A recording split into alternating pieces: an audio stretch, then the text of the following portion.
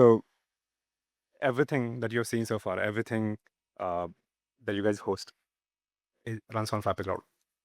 Though the customers come and they like ERP Next and they like your apps and CRM and help desk and everything, Frappe Cloud is what powers all of it.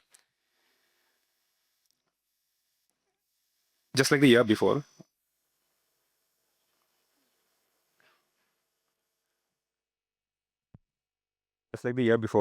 uh, this year too, all of you got us phenomenal growth. Everything has doubled. Every single number you see has been doubled since last year. And it is fun, right? Obviously, it brings more money, but all of it also brings more problems.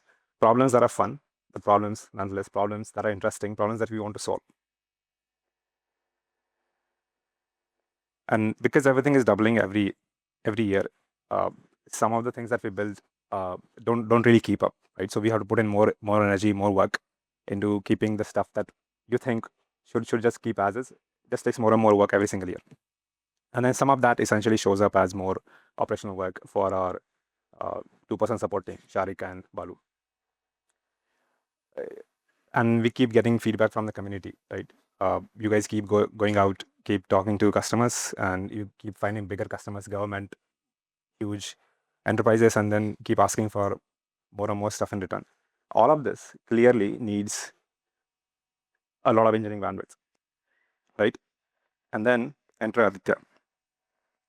So you see, like everything you have seen so far, every product that we build, we start with one engineer, right? Cloud started the same way.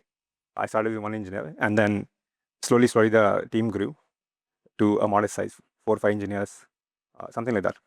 And then everything was fine. And I was like, how are the big cloud providers, the hyperscalers, the companies that run with hundreds of engineers, like they're just stupid, right? Like, why do they need so many people?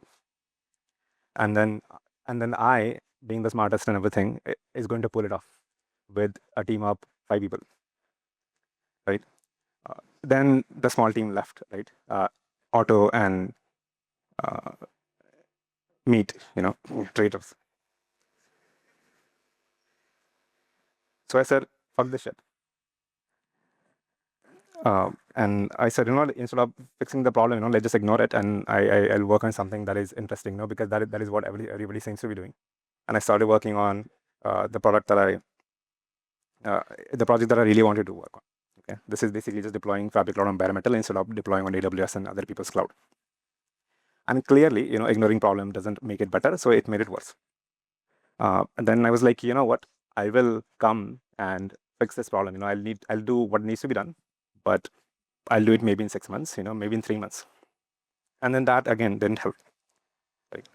So it became clearer and clearer. Okay, if I keep ignoring this problem, postponing this problem, it's not going to help, right? I need to do what needs to be done.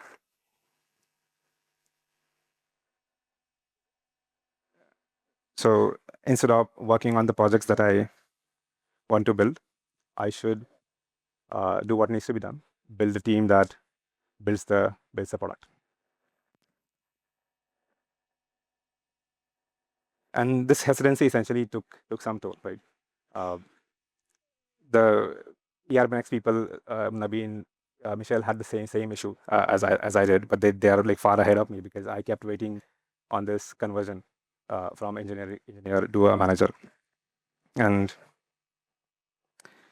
eventually we built a bigger team. Right, our team is now twice the size it was last conference, but because we started late, none of that work is going to show up this conference. It will take some time for all of that to show up. And over the years, we've been doing metrics. The way we improve cloud is essentially by looking at everything that is critical, everything that is important, figuring out some metric that represents the important thing, and then tracking that metric every week, figuring out every single dip, every single change in the metric, and figuring out what causes the biggest issue, working on that issue every single week. Right, the consistency and focus is what essentially keeps Frappe Cloud running. And now with the team that we have, the last year, what we changed last year is we got more. We essentially just increased the scope of the metrics. We were just looking at uptime. Now we look at build failures. Now we look at different sort of errors. We look at sign up issues because more and more people are signing up. And with the bigger team, essentially the idea is to increase the scope even further. everything that is important and it's not being covered will be then covered with this larger thing.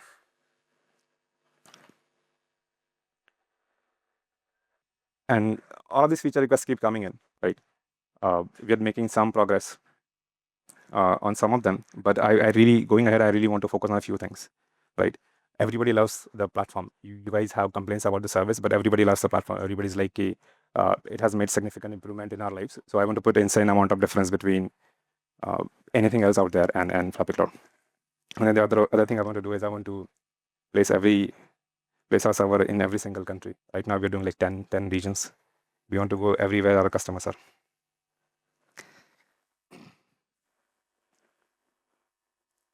And then there's one thing, okay? I hate this guy. Do you guys know who this guy is?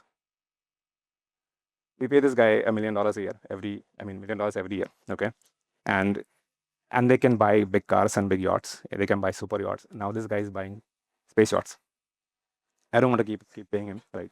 We want to take Frappe Cloud away from Bezos. We want to put it on real machines. We want to get these machines to real people, and that is how we want to move forward. We have made some progress in all of these. We are already deploying on Hetzner. We have some beta customers going live on Hetzner. We have Johannesburg region in South Africa that is cheaper than Amazon. We are figuring out lowering cost in certain regions, and we have made some progress because of my work and because of work of another engineer on bare metal as well. And we're very excited about all of this. But none of this is real engineering work, right? So our engineers from our team, Tanmoy, will now tell what he has been up to.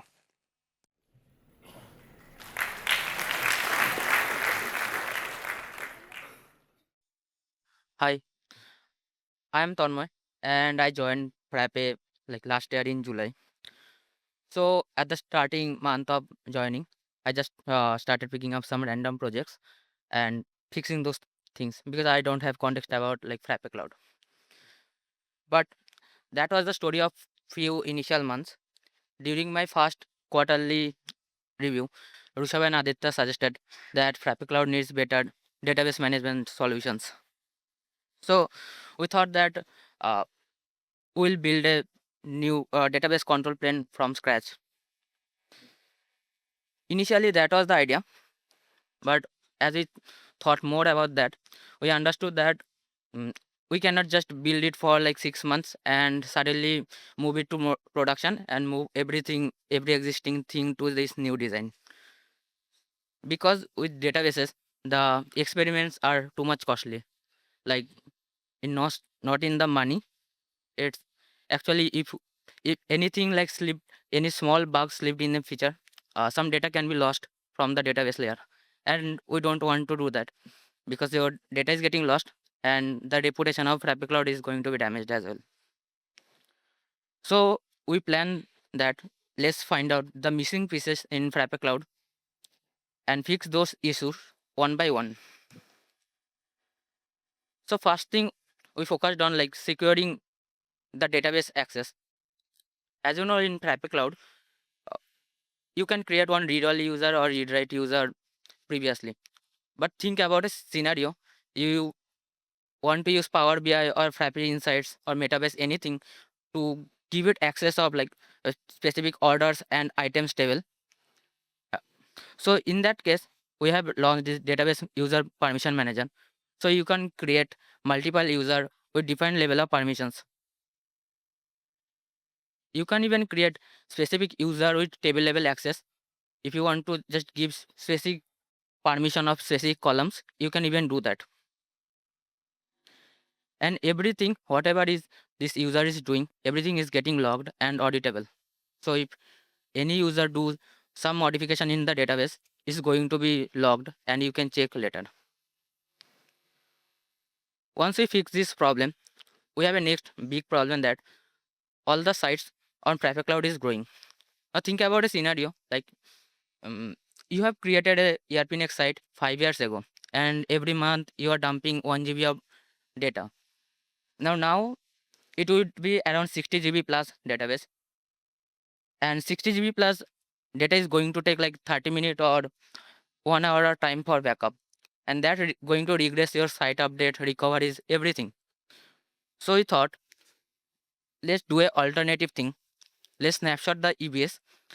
Now, if you do snapshotting, it only takes like 5 to 10 seconds. That means your backup will be done in 5 to 10 seconds. But the implementation was tricky because there is not much open source solutions out there. Most of these features are part of enterprise version of databases. So make it working. But the next big problem was how to ensure that everything is going to be fine, because we want to replace logical backup with physical backup. At that moment, we build our bulk restoration test suite. So it so we keep it running for 1 month, and every day, every hour, it just randomly snapshot too many sites and restore that on some place and validate the thing that whether the restoration is going correctly or not. But after 1 month or so, we make it live on the production, I guess in March this year. The result is amazing. Like it takes only 45 seconds at max for backing up your thing. But still it has a one problem.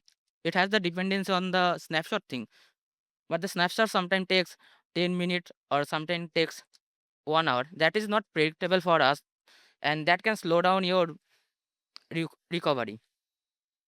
So we are now working on a new thing like logical replication.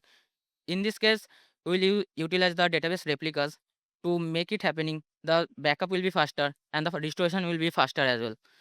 So you don't need to take too much downtime. If you have 150 GB of database, you might need only 2 minutes of downtime for the backup. And if the migration fails, the restoration will be near instant. Like within the 1 minute, your site will be restored. So we are already implemented this. We are testing this internally. So once it happens in next 1 2 months, we will give you the option for larger site and or for enterprise customers. Now the next thing is, as I have taken the responsibility of database related features and all, I need to do L2 support tickets related to database. And sometimes there are many problems happens that is recurring and we need to fix it again and again. So in our discussion, we ask ourselves, cannot we fix those things permanently? So first problem people ask that whether I need to upgrade my database server, whether I need to add a new replica to make it smoother experience. So introduce multiple database server analytics. You can take a look at the stats and you can figure it out if anything is going wrong. And there is some database related configuration you can tune to make the performance better. Even from the data analytics part, or there are some database server actions you can configure yourself. Next, to introduce the database analyzer, because sometimes you need to drill down more. Sometimes you have the custom maps and it's causing the slowness. Database analyzer has this feature called query analysis. So it gives you, it lists you the problematic queries, which is slow queries, time consuming queries. From there, you get to know this queries is causing the issue on the site. You can fix that in your custom app, and probably you don't need to pay more. Like if the queries are faster, that means you need less resource, and you don't need to pay much to us as well. But query is not the problem always. Sometimes you genuinely need more resources, and after a time, you need to move from shared bench to dedicated server. Now there is a confusing thing arises on people's mind. The dedicated server is plainly EC2 machine, right? But Frappe is managing it on your behalf, and you have the question like, my total usage of all the sites database is not matching the storage users of database, and we had to explain it again and again in ticket that why is it happening. So introduce this database server storage breakdown, where you can see what is taking up the space on the database. And once you roll out this feature, people get to understand this is the MariaDB binary log that takes most of the space. And people started opening now new tickets that I need to parse the build logs. Please do it your for myself. So we need to go SSH to the server and parse it again and again. That create lot of tickets. So we introduced this build log purging thing, I guess 2 weeks ago. So you can view the build logs, whatever is taking space in your server, and you can parse the thing yourself. You can even reduce the detention of the build logs. So that's all till now. So what's next? So as we are working on this fixing the small issues, probably you can do fix many small problems yourself as well due to this feature. And if you have any features in mind that can that can avoid any support ticket, uh, then let us know in the tickets.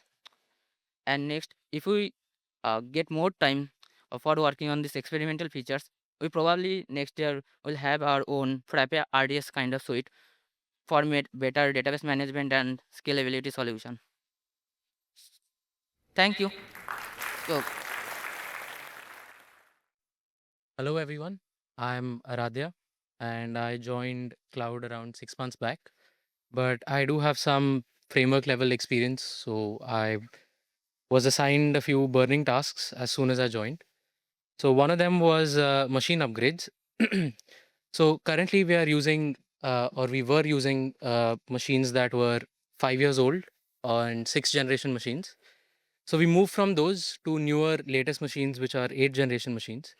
So this update was done for a couple of main reasons. One was obviously more performance systems that we get as we upgrade to latest machines.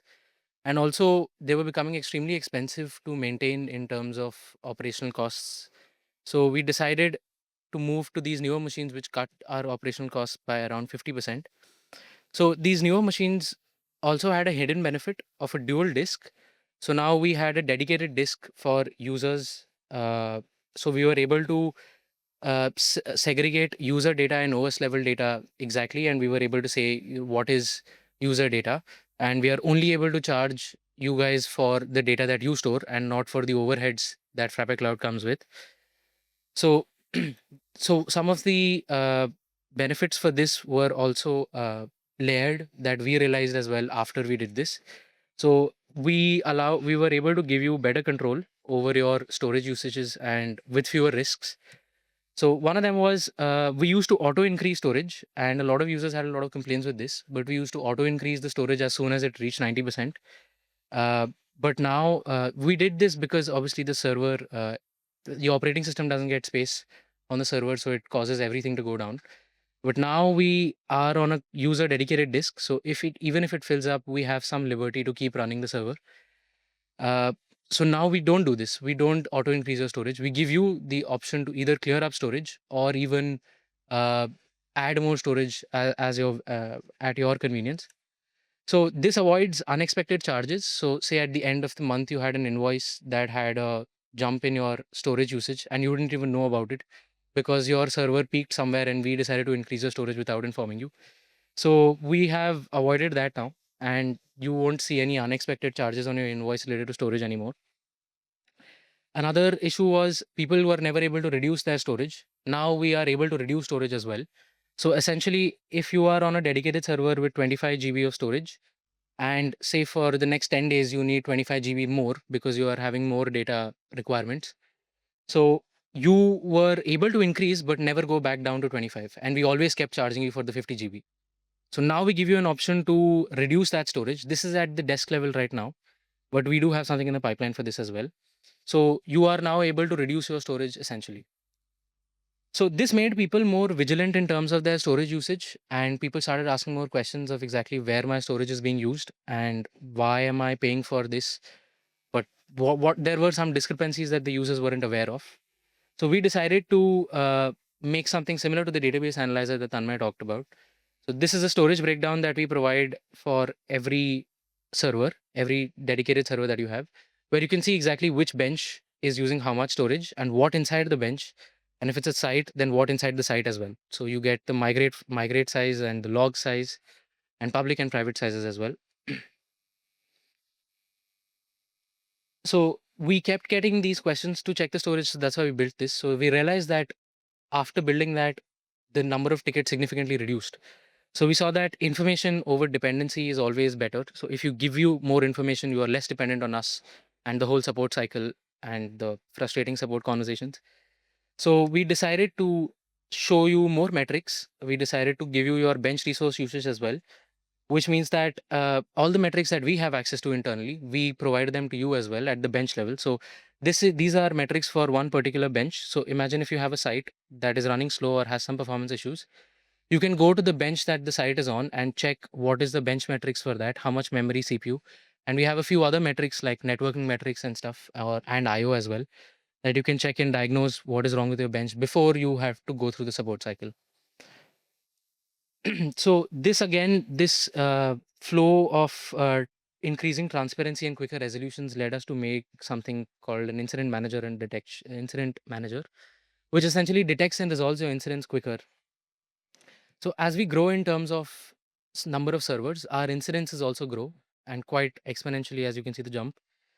So, and we realize that 37% of these incidences are during from 9 p.m. to 9 a.m. So essentially, it could be at 3 a.m. as well, and somebody has to get on call from FC team, and they have to SSH into the server and figure out what's going on.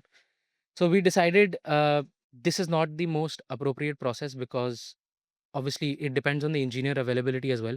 If somebody is available to take a 3 a.m. call, then they will take a call and fix something on a server, and your site will stay down for that duration. So we decided on automating the first 5 minutes of an incident. So essentially, what we do is, as soon as an incident occurs, we start an investigation on the server, which is all automated. We fetch a bunch of metrics on the server and the duration of the incident. So say 5 minutes, we fetch the metrics of everything that happened on the server, high CPU, high memory, everything. And we decide some actions or automated actions that we can take depending on what the metrics reveal. And we take those actions immediately. So we don't have to wait for an engineer, and we don't have to wait for somebody to fix something on your server. And now with all of this automated, we have faster recovery policies. So we get quicker, your sites basically don't stay down for longer durations than they need to, depending on the incident criteria. So these automations helped us in increasing our focus on more improvements in other regions. So one of them is builds. So we are at 2x the builds that we were at last year. So we have, so basically 23,000 builds is what we have per month, which is a jump from the 12,000 builds a month that we had last year. But the people working on builds, the number of people working on builds are same. So we just have one person, that me, who works on builds. So keeping these increasing builds, we had to figure out a way to keep the errors in control regardless. So we had progressive steps that we took for faster and fewer failures, faster builds and fewer failures. So one of them was predicting build failures early. So essentially, we perform some actions before a build is started to check if it is going to fail or not. And we let you know that in the beginning itself, so you don't have to wait for the whole process and then fail at the end. So example, we check if all your version apps are version compatible with each other, and also if they're version compatible with Frappe, and many smaller things like this that can fail early. We also start predicting space needs. So once your build is complete, it is pulled on your application server. We estimate if the space on the application server is enough to support that build or not before the build starts. So you don't have to wait for a 7-minute build and then figure out that, okay, this is not going to work because I don't have storage. We also performed some infrastructure upgrades on our registry, which is where we host all our Docker images. So we increase the space and a bunch of other things that increase the registry uptime. We also added retries. So if your build fails at a certain step for some reason, generally it could be a network timeout, is what we have noticed in our internal metrics. So we retry, because that is the best solution that we can, and that generally fixes most of the issues. The same thing is we retry also when you're trying to pull the image from the registry, because that is also that is generally the easy fix and fixes it for the most part. So now we are at a error rate of 1.37% from the 5% error rate that we had before. So all of these steps were taken sequentially to reduce our error rates. So what's next in terms of builds and deploys and the incident management that I talked about? So we have received multiple requests of auto scaling. So auto scaling is something big in the pipeline that will be translated from the incident management itself. Depending on the server metrics, we can auto scale your servers. So this is something in the pipeline that we are working on. Another thing that we're working on is the disk reduction part. As I said, it's from the desk right now. So we can reduce your size from the dashboard itself. We are working on something for that as well. And yeah, thanks for hearing me out. That was my presentation.